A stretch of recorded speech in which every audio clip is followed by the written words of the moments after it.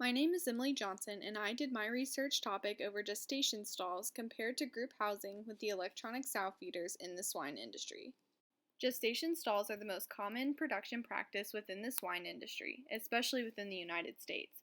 Group housing types are a less widely adopted practice within the swine industry, but are a growing practice because of mandates set by certain governments to require the use of a group housed sows and gilts.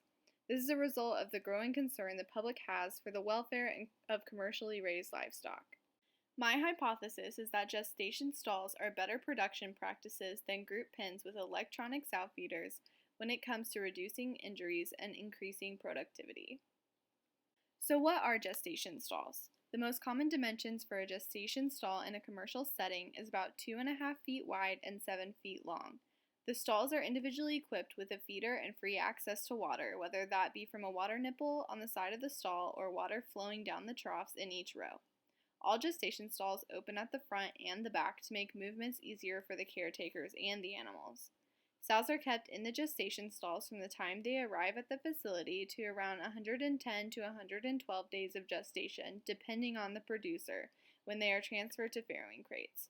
Nowadays, producers are letting sows go until 115 to 116 days before they induce to start labor.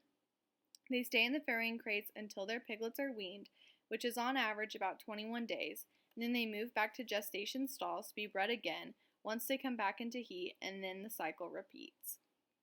Electronic sow feeders, commonly referred to as ESF, which is what I will be calling them throughout this presentation, are large mechanized stalls that are placed in group gestation settings. Anywhere from 10 to 100 animals could be in one group pen at a time.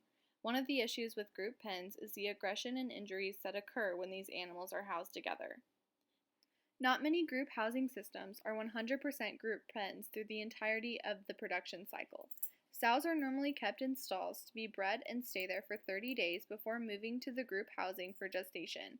This is shown to limit the number of early miscarriages. Then, at the end of gestation, just like in a full stall system, they are transferred to farrowing crates.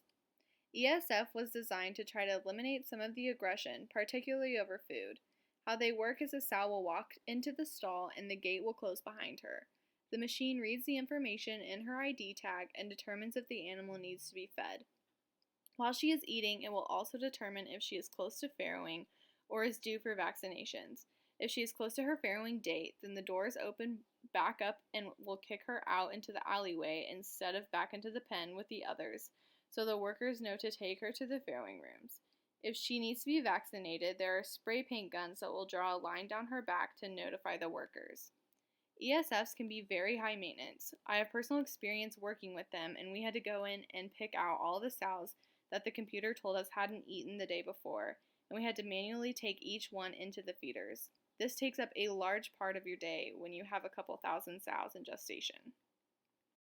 There are many positives that come from using stalls as a production practice. They are given protection from aggressive sows, they have everything they need right in front of them. Stalls require a lot less management, and therefore you have a lower people to animal ratio, which is very cost effective. The performance of the sows when it comes to their piglets is better in stalls, and they have less miscarriages and higher total born alive. There are lower injury rates, and stalls have optimal productivity and efficiency, which is how producers can provide affordable and high quality food to consumers. So if all of these things are true, then why are they so hated, and why are so many people working so hard to ban them? I'm sure many of you have seen pictures, and they aren't that great looking. If we are being honest, and to the average person who doesn't know any better, they just see a bunch of animals in small metal cages. They can't get up and walk around, and many believe this is infringing upon the animal's welfare. This is a graph from one of the journals I used for my paper, where they compared birth statistics from sows housed in stalls and sows housed in groups with ESF. It shows how the number of piglets born alive is around 6% more in gestation stalls than in group housing, which might not seem like a lot, but when you're talking about thousands and thousands of pigs born every day across the country, 6% adds up extremely quickly, and it leads to a lot of money and pounds of food lost later down the supply chain. I interned for the Mash-Offs this past summer and had the opportunity to work in both sides of systems to see how each one worked. Stalls are way easier to identify an animal that is sick or lame and needs treatment. Their ID cards were also hanging above their stalls and were very useful to read all the information about the animals that need treatment. With the group housing systems, they had around 70 sows to a pen, and we had to walk through every day and try to identify animals that were sick or injured. This was extremely difficult to do with that many in one pen, especially if they're all laying down, which was most of the time. This means it took a lot longer to get animals treatment that needed it if we caught it, and that's a welfare issue in itself, in my opinion. There is quite a bit of aggression that takes place in group house sows around feeding time. So does ESF reduce this aggression? There is a reduced amount of aggression around actual food compared to aggression in free stall pens where food is out in the open. However, this doesn't reduce the aggression that comes along with hunger. It actually has been observed that ESF might create more aggression around the feeder gates while sows are trying to push their way into the small openings, leading to fights and injuries. Feeding time aggression isn't the only type of aggressive behaviors producers are concerned about. In the same study that the graph from earlier came from, they found that there are many environmental stressors besides from just aggression for food within group housing systems that include ESF that suppress the luteinizing hormone, which causes a regression of the corpus luteum and is detrimental to conception and maintaining a pregnancy. Some of the environmental stressors they were talking about include hierarchical aggression, increased lameness and number of injuries, competition for water, and higher exposure to pathogens because of the extra feces and urine they are interacting with that is not their own. A study on injuries in open pen gestation with electronic sow feeders compared to gestation stalls was conducted on 639 sows housed in stalls and 633 sows housed in pens with ESFs. The injury score for sows housed in gestation stalls was 14, compared with the injury score of sows housed in groups with ESF was 39.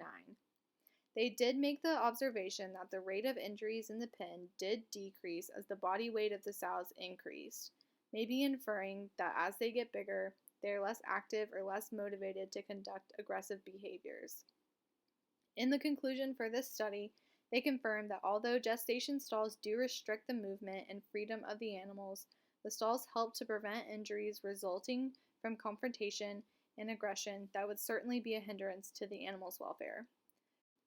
For the most part, the injuries that occur are mainly lameness. However, I've seen tail biting and vulva biting still occur in group settings, which in my opinion, having your tail or lady bits violently chewed on is more of a welfare issue than being in a stall. Based on all of the research I did, and looking back on my personal experience and how each operation ran on a day-to-day basis, my hypothesis was proven. Even though the electronic sow feeders do provide an escape for the animals to prevent aggression directly around the food, it does not seem to provide a great option for controlling overall group aggression and resulting injuries. Yes, stalls do limit space and movement for the animals, but they provide each individual pig with a safe and competition-free environment that has everything they need right in front of them. And stalls do improve productivity, cost, and efficiency. More research and trials are needed to come up with a solution that is cost-effective, efficient, and appeases the masses a little better. I believe somewhere in the industry's future we can find that solution. Thank you all for watching, and I hope you're all staying safe.